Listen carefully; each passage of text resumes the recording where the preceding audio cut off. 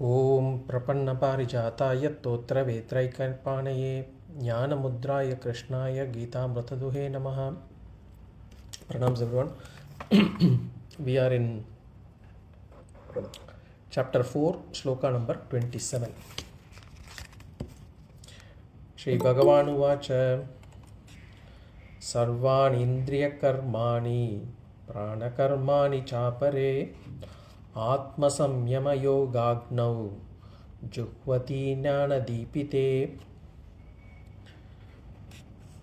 So in this section, starting from sloka number 25, Bhagavan is listing down a few sadhanas and he is giving those sadhanas in the form of yajnas. He is comparing each of these sadhanas as an yajna and saying, so what we have to do from this is to understand what this sadhana is about, and in terms of when we are looking at the analogy, then what is the havis and what is the agni, what is it that needs to be offered to what, has to be understood from each of these slokas, each of these sadhanas. All these sadhanas can be divided into two sections. They can be either a sadhana that will give us the ultimate benefit, which is moksha, or the sadhanas that can give us the yogyata, as in the qualification to gather this knowledge or get this knowledge. So Bhagavan had already in sloka number 25 talked about Brahma Jnana Yajna, which is the yajna for moksha. All other yajnas that are being discussed from in this section are for getting our mental purity and mental concentration. So Bhagavan started in sloka number 25 with the yajna itself, Devameva Pare Yajnam. So Bhagavan started with yajna as a sadhana itself, then Brahma Jnana Yajna. Then Bhagavan in sloka number 26 he talked about Indriya Samyama Yoga or Dhamma Yajnaha, we can say. And then in the next one was Vishaya Grahana Yajnaha in the same sloka. Now in sloka number 27, Bhagavan is talking about Shama Yajna, or in other words, mental discipline. Mental discipline and Indriya discipline are two important sadhanas that any sadhana should possess. And we were talking about mental discipline, how our thoughts disturb our mind. As in, initially, when we hear something or when we see something, it is the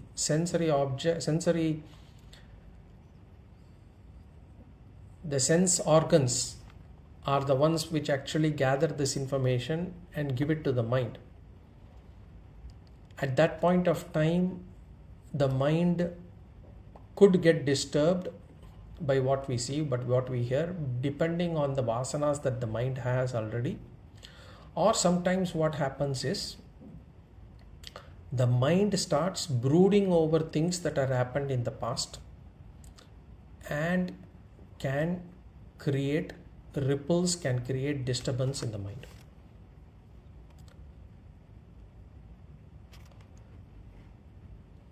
So it is important that the mind is kept disciplined, kept controlled.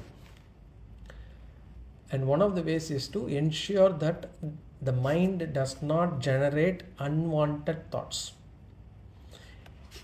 Any unwanted thought is called as Sankalpa, we say, or unwanted Sankalpas. We do not want to have the mind generate unwanted Sankalpas. The mind function is to generate thoughts. We cannot stop the mind from generating thoughts. Having said that, the thoughts can be either unwanted or good thoughts. If we take up the unwanted thoughts and keep bringing them as avriti. Vritti is a thought, avriti is bringing that again and again. If we bring any of those unwanted thoughts again and again, it is called as Sankalpa. But at the same time, if we actually take up a good thought or an idea and we keep bringing that thought up again and again, that is much needed, and that is, when we do it, it is called as Vichara. When we do these slokas, we bring a thought about the sloka and we sort of bring it again and again. We dissect it, we try to understand it again much deeper from it. We go deeper and try to understand the deeper meaning behind it. That is called as Vichara. The same thing, then we can do an analysis on the sloka, or we can do an analysis on what has been said about us by another person. If we do the analysis of what has been said about us by another person, it becomes an unwanted sankalpa. If we do an analysis on Shastra, then it becomes Vichara. So that is the difference between Sankalpa and Vichara. Now what should we do to discipline the mind? The mind is an important instrument. It is an instrument that is necessary for performing any action. Even for performing sadhanas, even for spiritual progress, any sadhana that we do should have the blessing of the mind, should have the cooperation of the mind. Mind is an important instrument. So the mind must be controlled. Now, to control the mind, again we need the mind self. We cannot control the mind without the help of the mind. When we say mind here, so what happens is, it is actually only one instrument. Antakarana, that's what we say in Shastras. So what do we need to do to control the mind?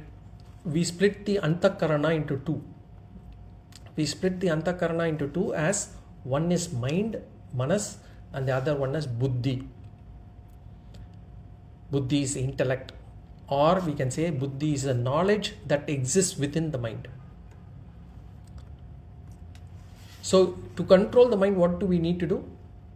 We need to keep our abhimana on the buddhi. As in, we take buddhi as the self, or identify ourselves with the buddhi, and with that buddhi we control the mind. So the buddhi should tell the mind, hey mind, do not think about this any further. Forget it, stop it. It's not good for you. It will look nice, it will feel nice if we are brooding about it now, but it will get us into trouble later on. So that information or that advice has to be done by the buddhi. It is just like, where sometimes our friend advises us, or we advise our friend, do not think about it, leave it, let it go. The same thing has to be done by the intellect to the mind. And if the mind is able to agree to it, then it means that the mind is like a good horse. It actually obeys the rider. But if the mind does not agree, then the mind can become like an untamed horse. And an untamed horse can lead the person to destruction.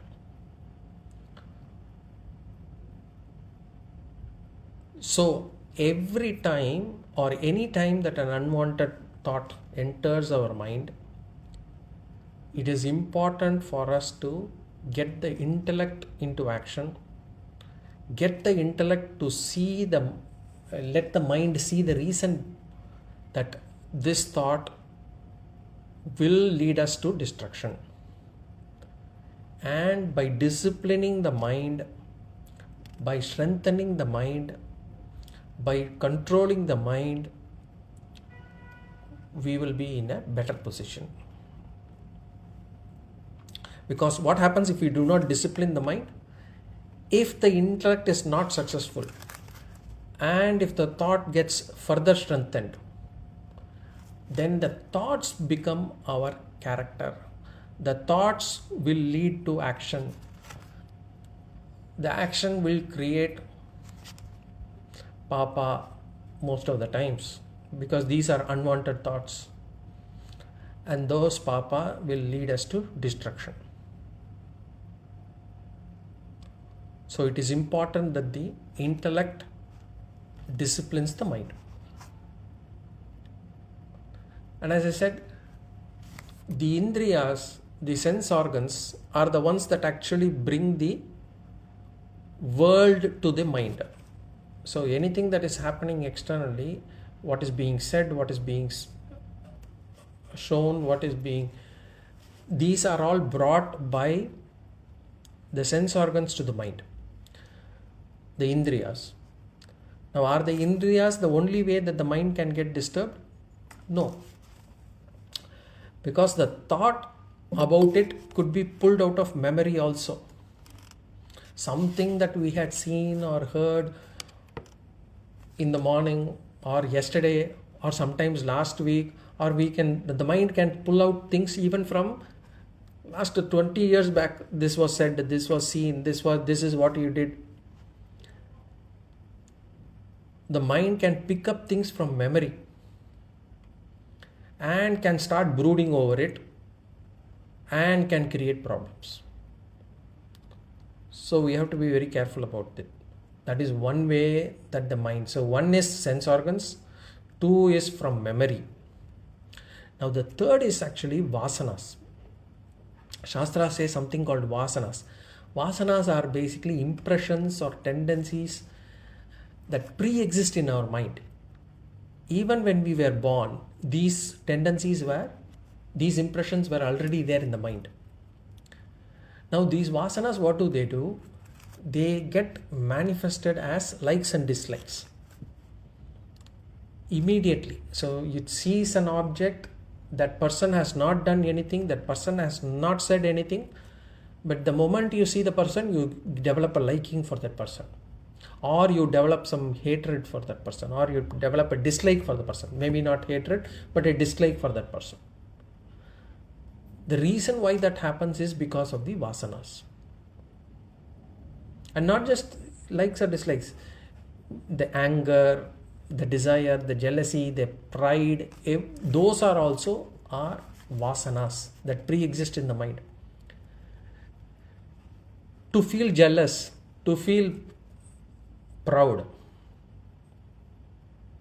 to get anger or to get angry, nobody needs to teach us. The children, when they grow up, nobody needs to teach them these things. These things pre-exist. Even as a child, it was existing within us. It is there. They are our swabhava. And how has these impressions of vasanas been created? Basically, these are impressions that have been created and cultivated over millions of janmas that we have taken. They have formed these impressions. So those can also be responsible for disturbing the mind. So disturbing the mind can happen in many ways. Controlling the mind can be done only through intellect.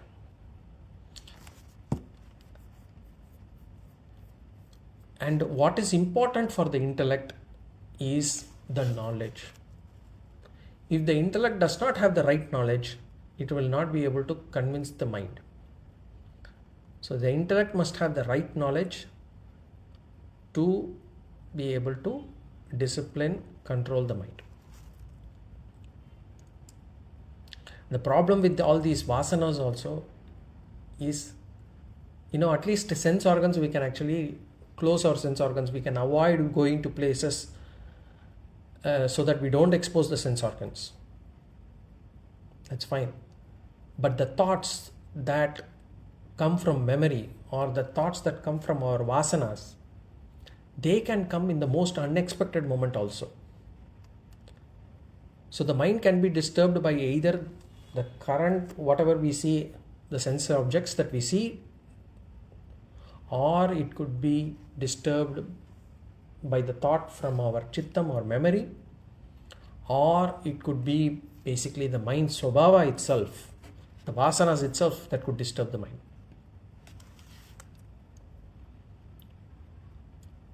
Now, irrespective of whether it is the sense organs or the memory or this vasanas, do we have a choice? Do we have a chance to control or discipline the mind to ensure that the thoughts do not bind us? Yes, possible. How do we do it? The first thought when it comes, it is entirely unexpected. We have no control or no say in that. We cannot stop that thought from arising. The first thought that comes out of either from memory or from vasanas or from whatever we see, it is entirely not in our control. But then the thought will ask it to be nourished. It will ask it to be nourished in the sense it will ask you to have more thoughts around it. That avriti, it will ask ancillary thoughts about it. I see the flower, nice. Then it say pink color is so beautiful. Then it will say, okay, the pink color in this blooming flower is fantastic. Now this blooming flower in your hand will be even better. The blooming flower needs to be plucked and it has to be in your hand. Only then it will look good. And then it will say, your hand needs it. Your hand needs to have that flower. Then it will say, the hand cannot live without that flower. That's how the thoughts go. So we have to ensure that these thoughts do not get nourished by further thoughts. When the first thought comes, we should be aware. That awareness is very important. The entire spiritual life is all about awareness only. So awareness is very important. And that's how we can avoid. So mental disturbance also comes out of this. So to avoid mental disturbance, what should we do? We should look, first of all, to avoid mental discipline, what we do. Typically what happens, these thoughts come only when we are sitting alone, when we are sitting idle. Most of these vasana related thoughts or thoughts from the memory. Thoughts from the memory or vasanas could come because we are able to relate to certain things that we see or hear right now. So it picks up from the memory or it picks up from the vasanas. But then there are also cases where when we are sitting idle or when we are doing nothing or just before sleeping, the mind wanders. As they say, an idle mind is devil's workshop. So that is when the mind starts picking up those thoughts, especially those negative thoughts. So what should we do to avoid it? It's always better to be engaged in some good sattvic activity in free time. Never leave the mind idle. Make sure that it is actually engaged in something. Preferably in physical activity itself. Because what happens is in physical activity, if the mind is not too strong, if the mind is strong, then what we can do is we can actually go and do parayana or a japa. That way we will be able to control the mind. But if the mind is weak for certain people, then the mind will not be controlled by parayana or japa. At that point of time, what we have to do is we have to engage in physical activity. Because the physical activity will require the mind to be placed on that action that we are doing.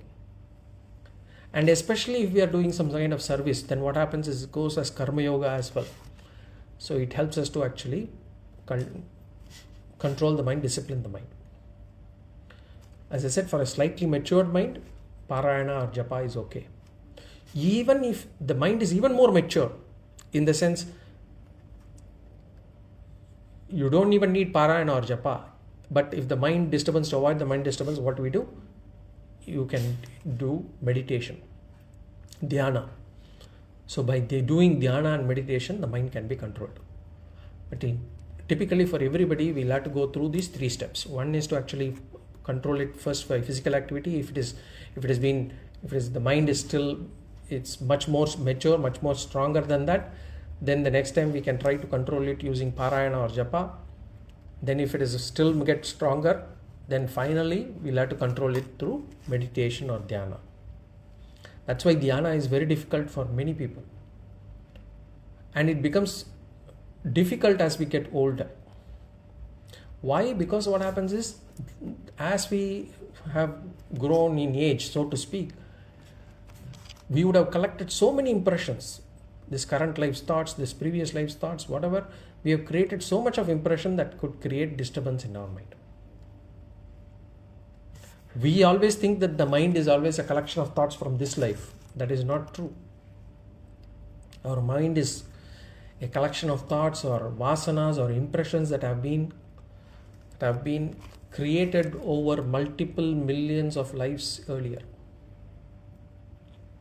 So it is important we understand how to control the mind. So here, what sadhana does Bhagavan give here in this sloka? Bhagavan gives only one sadhana here, and that too as yajna. Remember, if we have Agni, if we pour ghee in it, it will light up even more. It will become even more strong, bigger, the fire.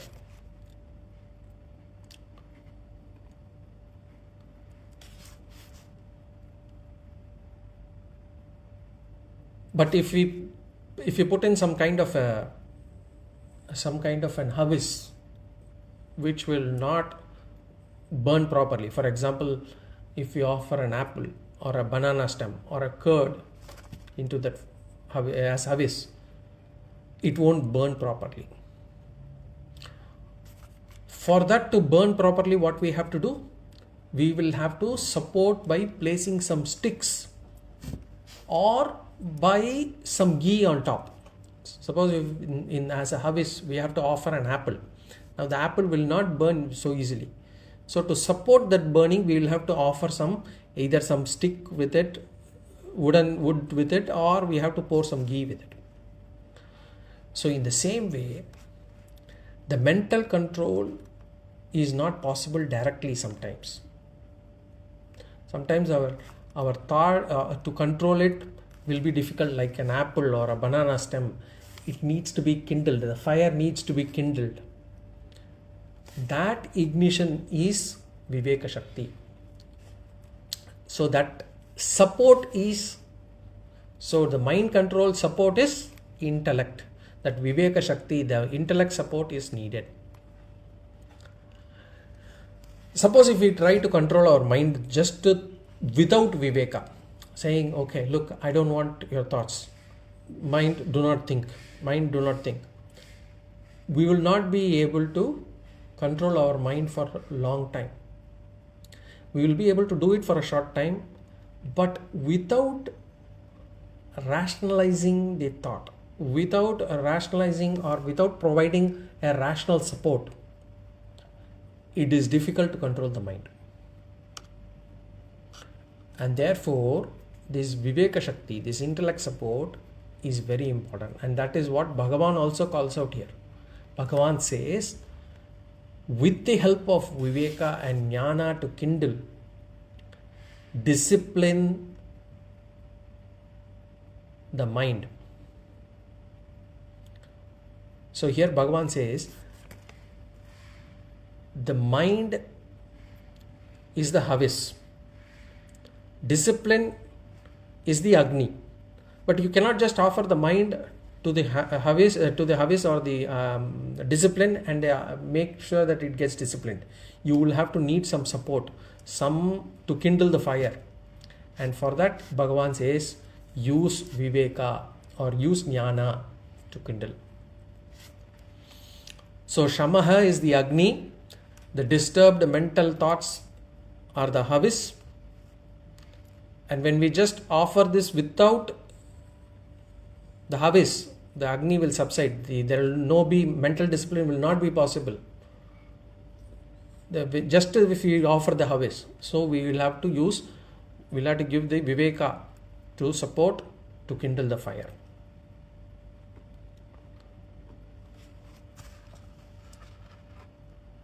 Now question is, what is this viveka and how does this help? See, if we do a vichara of our mind, we can see where the mind resides. At different stages of life, the mind will, as in where does our mind get attached to? If you see, where does the mind get attached? At different stages of life, the mind gets attached to various places, various things. For example, as a 5-year-old, our mind will be thinking about toys. 15-year-old will be talking about bicycles. 25-year-old something. 60-year-old something else. 60, 70 years, our mind will be thinking about health. So the mind gets attached to certain things in various stages of life. So if you look at it, where is the mind residing exactly? The mind actually resides on things that the mind thinks. The mind concludes that those things will give me happiness. So the mind basically attaches itself to objects or things that it thinks will give us happiness. Sukha hetu. That is where the mind predominantly resides. And why does the mind not reside on the same object? Because it keeps changing, because the mind concludes, oh, this object will not give me happiness anymore. 5-year-old, I thought the toys are my world. The toys will give me happiness. As I grew older, toys do not give me happiness. Bicycles give me happiness. My mind resides on bicycles. 25-year-old, I don't think the bicycles will give me happiness. Somebody else will give me happiness. So from toys to bicycles to house to wealth to health, that is where the mind keeps moving. And all these conclusions are not done by the mind actually speaking. These conclusions that these will give me happiness are done by the intellect. The 5-year-old's intellect tells that the toys will give you happiness.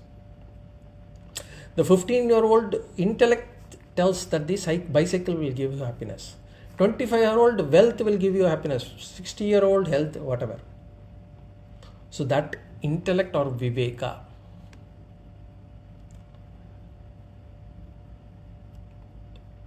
Intellect is one that gives you. Now, there is a subtle difference between intellect and viveka. Intellect is basically a part of the mind which actually concludes on certain things. Now, if you look at it, what this intellect needs is actually viveka shakti. And what sort of viveka shakti is? Here, in this case, viveka means not keeping value on or not giving importance or value on unwanted things, impermanent things. That is called as Viveka Shakti. Viveka Shakti is able to understand what is impermanent and what is permanent. And only through Viveka, the mind will be able to have or build Vairagya. To develop Vairagya, one must have Viveka. The Viveka is at the intellect level. The intellect only will be able to discriminate between what is permanent and what is impermanent. And it helps them to clarify, to identify and clarify to the mind. Hey mind, this is impermanent, so no point in having attachment to it. This is impermanent, it will not give you source of happiness. So that Viveka Shakti operates on the intellect level. If the intellect is strong, if the Viveka Shakti has clarity, then what it will do is, It will be able to show the mind what is the correct source of happiness, or what the mind thinks as the source of happiness. The Viveka Shakti will tell you that cannot be the source of happiness, that will not be the source of its happiness, and therefore what happens? The mind will remove its attachment. That is what happens with regards to how we develop Vairagya, how Viveka converts itself into Vairagya. So Viveka is the one that brings the wandering mind back to the self. The mind can still be disturbed. So the Viveka says it's not worth it. Don't go there. Don't get attached to it. So the mind comes back. But it's still still disturbed. That is when we will have to use additional things, like for example, initially at the early stage we'll have to do physical activity, or we have to do japa, or even if we are mature enough we can do meditation to control the mind. Viveka Shakti alone will not be able to control the mind. What we need is Viveka plus Abhyasa, practice. Just by listening to Vedanta for 20 years, we will not get Vairagya. We'll get Viveka. Our intellect can get convinced. But for the mind to be able to follow what the intellect says, we will have to put in sadhanas, we will have to do Abhyasa. So Viveka and Abhyasa both are needed. Vedanta will be able to give us Viveka. That Viveka Shakti, that Viveka as a knowledge we can get from listening to the classes. But to get the strength of the mind, the strength in mind can come only in the form of Abhyasa.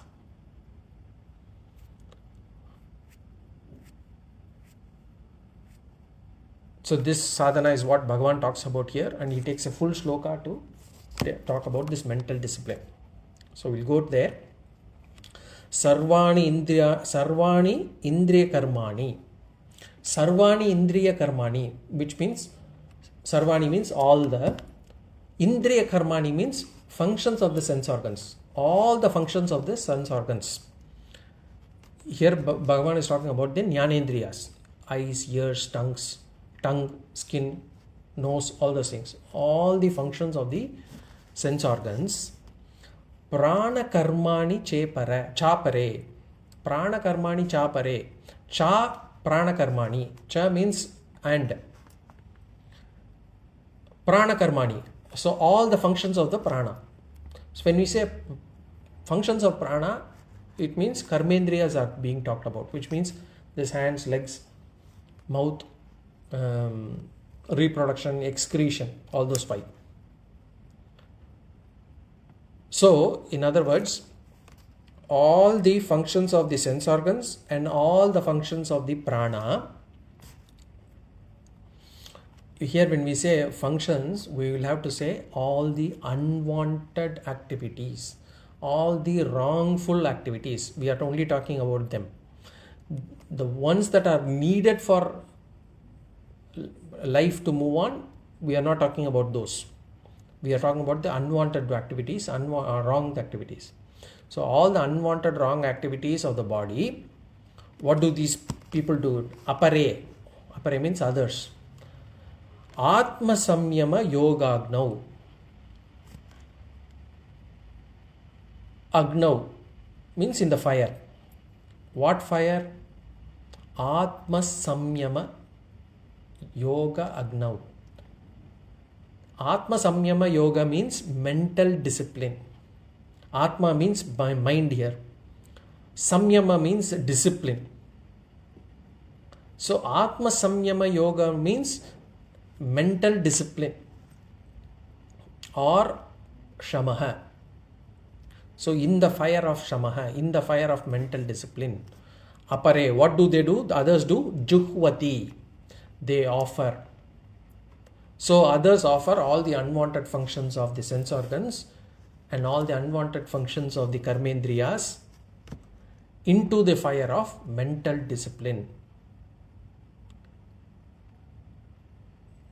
So this is what it means. But why did Bhagavan take indriyas also? Because shamaha and damaha are interrelated. I told you. I mean, as indriyas get disciplined, the mind gets vastly disciplined. Similarly, when we are able to discipline the mind, then we can, through the mind, control the sense organs. The mind can tell the sense organs not to go there. The sense organs are more capable of listening to the mind than to the intellect. So when the mind is calm, the indriyas are also calm. When the mind gets disturbed, the indriyas also get disturbed. When the mind gets disturbed, we throw anger at people, through words, through action, because the mind is agitated. So the mind has to be disciplined for the indriyas also to be disciplined. So they coexist. But as I said, the mind cannot be controlled by itself. So Bhagavan adds, last word, Jnana Dipite, kindled by knowledge, kindled by Viveka Shakti, kindled by discrimination. So the essence of this sloka is, others offer all the functions, unwanted functions of the sense organs and all the unwanted functions of the prana into the fire of mental discipline, kindled by, supported by Viveka Shakti, supported by discrimination. More about the workings of the mind, controlling the mind, we will see in 6th chapter. Okay, so this is the essence of this sloka. Now, before we go into sloka number 7, next sloka 28, there are some questions in the chat. Can seeding the intelligence and reaffirming continuously, maybe on a day-to-day basis, with a proclamation that I am a pure being, I will be open and embracing of everything that is around me as divine, not being indifferent but being aware of the varietal nature. Moreover, does rumination and continuous introspection, reflecting regularly, help make the mind strong over time?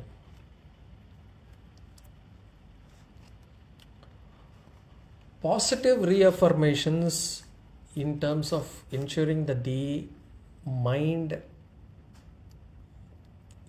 telling or reaffirming the mind again and again about this Viveka Shakti. Basically, when you say everything around as divine, basically it's basic. The knowledge is being fed. Viveka Shakti is being fed. Because first we'll have to say the world is nothing but Ishvara. Why is the world nothing but Ishvara? Ishvara is nothing but Maya plus Brahman. Brahman plus Maya is equal to Ishvara. The world is nothing but Brahman with Maya superimposing on it. So the world is nothing but Ishvara. So we can do that to say, look, everything is Ishvara, there is nothing to get attached on, nothing to be aversion, nothing to have aversion on. Everything is Ishvara. You are also Ishvara, that is also Ishvara. That way, if the knowledge has got that conviction, if the knowledge, you have undoubted knowledge about it, then with that knowledge, the mind can be made to understand. But for that, the knowledge has to be doubtless knowledge. It cannot be just words to the mind. The mind will see through it.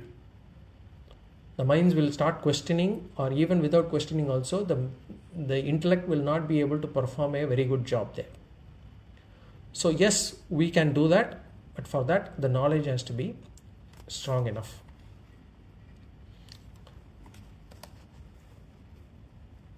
Continuing, should we seed the intelligence with the thought, don't seek happiness from the ephemeral world, just keep calm and carry on?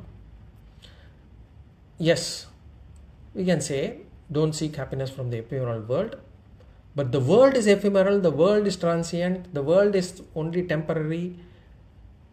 That knowledge has to be deep inside us.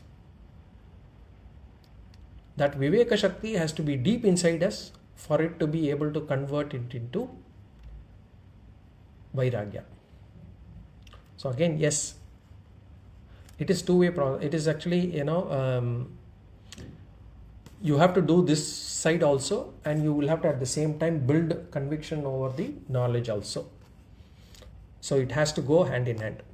Yes, it helps. It has to be done that way. Thank you, Guruji. Any other questions on this? We can, before we go into next sloka. Okay. We'll go to sloka number 28. Dravya yajnastapo yajnaha yoga yajnastatha pare swadhyaya jnana yajnascha yatayas samshitavrataha. Dravya yajnastapo yajnaha yoga yajnastatha pare swadhyaya jnana yajnascha yatayas samshitavrataha. So here in this sloka, Bhagavan gives, in the last sloka he had given only one sadhana. In this sloka, Bhagavan is giving 5 sadhanas, 5 yajnas.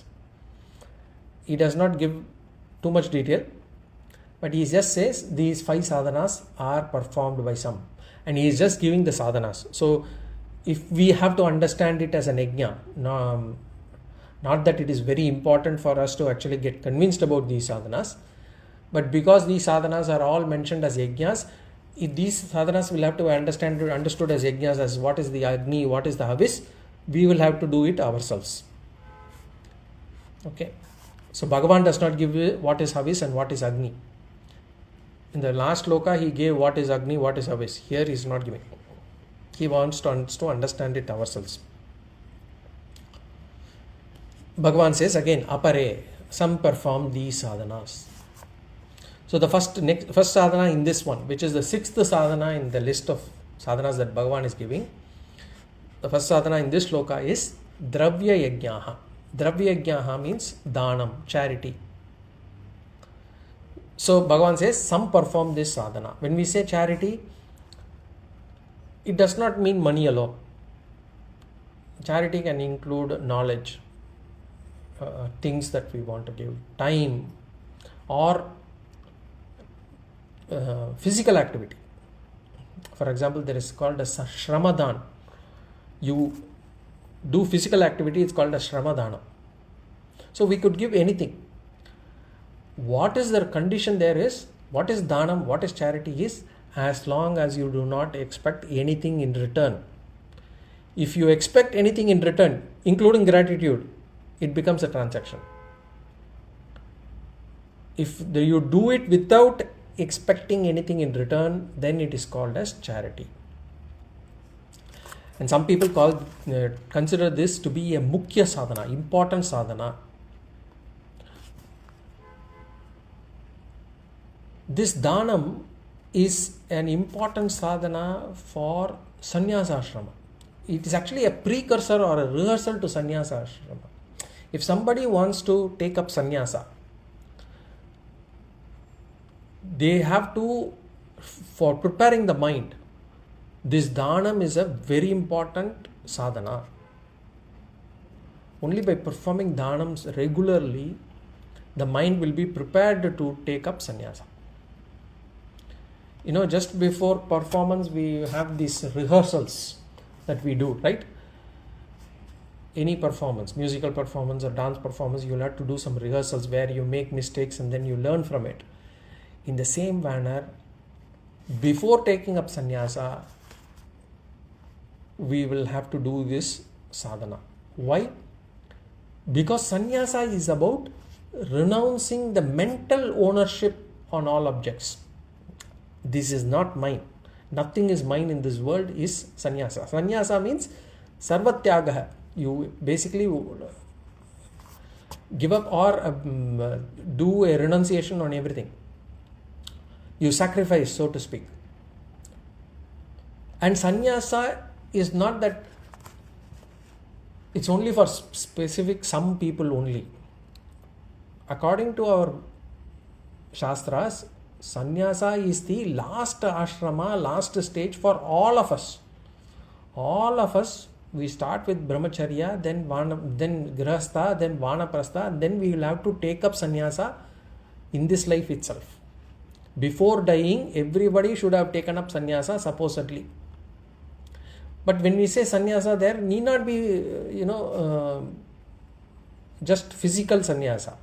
It is about mental renunciation. What is that mental renunciation? That nobody belongs to me. Nobody in the family, a friend circle, my relative circle belongs to me. Nothing that I possess or I have belongs to me. That mental understanding is called as sannyasa. And when we die, we should die as a sannyasi. That nothing belongs to me. Even on the deathbed, if it's still thinking who is going to take care of this business, who is going to take care of this house, what about the wealth there with my children, and how can I let go of my children, how I will be able to leave my spouse and go, then we are attached, we are still not taken up sannyasa. If in case we are able to renounce everything, that there is no desire in me, nobody belongs to me, nothing belongs to me, I am completely happy with what I am. If we have that attitude, we will not be born again. Because even if there is one thing that is we have a desire on, that desire is enough for us to take another life again, another body again. Once once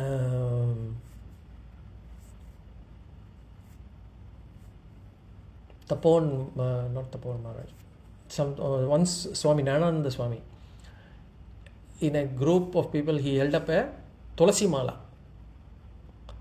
And he said, who wants it? Who desires to have this? Luckily, nobody put their hands up. And he said, even if you had a vague sense of one desire in your mind, that is enough for you to take another birth. Any desire in the mind, if we die without fulfilling it, we are bound to have another life for the sake of fulfilling it. That is how the universe works. That is how the karma works, so to speak, or that's how Shastras say. So are we in a position to say, I don't have any desire, I am happy? Can we go to that stage directly at the deathbed? At the deathbed alone, I am able to give up everything. Until that time, I will enjoy everything as if it is my own and I am actually attached to this. It will not happen. It cannot happen suddenly. So we will have to practice it. And that is where dhanam comes as a practice. If we are able to give something that I have, without having this feeling of actually letting go of these things, without the feeling to say, I am actually giving a part of me, without having that kind of a feeling, if we are willing to share, whether it is the food, whether it is wealth, whether it is the possession, whatever we have, that is called as dhanam. And we have to practice that. In general, human beings do not have a tendency to share. Forget giving. Even to share, it is not possible, because human tendency is like that. That is the one asura sampat that defines human beings. For example, some people will not be able to give things or good food to helpers. At home, helper is there. They don't want to give good food. They may not give at all, or even good things. If they want to give also, they want to give only after it gets broken or after it gets bad or nobody wants it. Sometimes we donate only things that we do not want. Here Vedanta cannot help. Vedanta cannot enter such minds also. So the first thing after coming to Vedanta is to ensure we are able to share as much as possible whatever we have. And only the mind is capable of giving things. That mind which is capable of giving things, as in the mind should first say, should allow you to give things. And that mind which is capable of giving things, only that mind can get into Sannyasa ashrama. And only that kind of a person can die as a sannyasi, mental sannyasi. So even if we do not have the tendency now, we should cultivate that. That is called as dravya yajnaha dhanam. Then the next yajna Bhagavan says is tapo yajnaha, tapas, austerity as yajna. Now tapas means tapas is a very common term. In fact, any sadhana can be called as a tapas. We can say vrata, mauna vrata is a tapas. Or we do a vrata on food for Ekadasi, that is also a tapas. We want to study early in the morning, we wake up and do study of the Shastras, that is also a tapas. Listening to Shastras now, it's also in the form of a tapas. Titiksha is a tapas. Cultivating patience is a tapas. Indriya nigraha is a tapas. Shama, mental discipline, is a tapas. Everything can be called as a tapas. So how do we define tapas? This is the definition that we can take for tapas. Tapas is a sadhana that will prevent us from getting attached to sense objects. That sadhana which helps us to prevent getting attached to sense objects is called as tapas. In other words, we can also say self-denial with will. Willfully denying the self is called as tapas. So we have some restrictions on food. During this Mahalaya Paksha, no onion, no garlic, those kind of things, or eating only 2 meals, having only 2 meals a day. That is having a restrictions on food, willfully doing it. Restrictions on speech are all tapas. These are all, basically we are self-denying. Why do we do a self-denial? Self-denial because we do so that we do not get attached to those things. So these are all tapas. There is in Shastras there is a popular vrata called Chandrayana vrata. Chandrayana vrata is very popular. Today I don't think anybody does it. But Chandrayana vrata is about restrictions on food. What do they supposed to do is, on the day of Paurnami, there is something called a kavalam. Kavalam means one small bowl. You can have, which is basically a mouthful. We can say one scoop. We can say. So on Paurnami day, that person can have only 15 mouthfuls. Then on the next day, 14th day, then it will be only 14, 13, 12. Until the time when he comes to Amavasya, he will be nothing. There he cannot eat anything. Then on Prathamai, again 1. Then Dvitiyai, 2 mouthfuls. Until again Paurnami. That kind of a vrata, it's called Chandrayana vrata. This is a popular tapas in Shastras. But these are all tapas that have been prescribed by the Shastras. What we need to understand is tapas is any form of discipline that helps us to resist, that helps us to ensure that we do not get addicted to the sensory objects.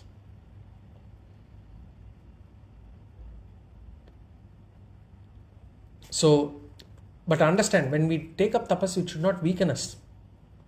Tapas should strengthen us. We should not put the body under severe pressure severe stress that we end up actually getting weaker.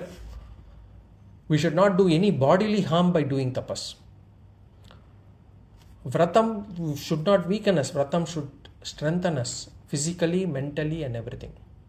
And that's why we do not agree for all those piercing the nails into the body, pulling the chariot by piercing cables into the body. Those things we do not agree, because they are all tamasic prarthana. They are cannot be called as tapas. Those people have shraddha, no doubt, but it is not exhibited properly. That is not the way to do tapas. So tapas is another one. In case you want to know what is the havis is basically indiscipline. What is tapas? Tapas is the Agni. So indiscipline, when we discipline ourselves, it becomes tapas. The next one is yoga yajnaha. The Ashtanga yoga is another form of sadhana. Patanjali's Ashtanga yoga. We know what is the Ashtanga yoga, right? Yama, Niyama, Asana, Pranayama, Pratyahara, Dharana, Dhyana, Samadhi. So more about this and the other sadhanas we will see in the next class. Any questions or comments?